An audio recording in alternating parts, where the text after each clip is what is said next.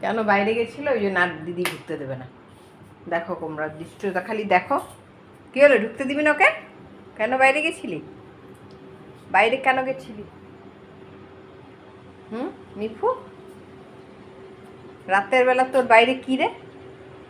দিদি তোকে আর ঢুকতে দেবে না। দেখ দেখ, পাহারা দিয়ে বসে আছে দুজনকে। মিফুটু, ঢুকতে দিবি না ওকে?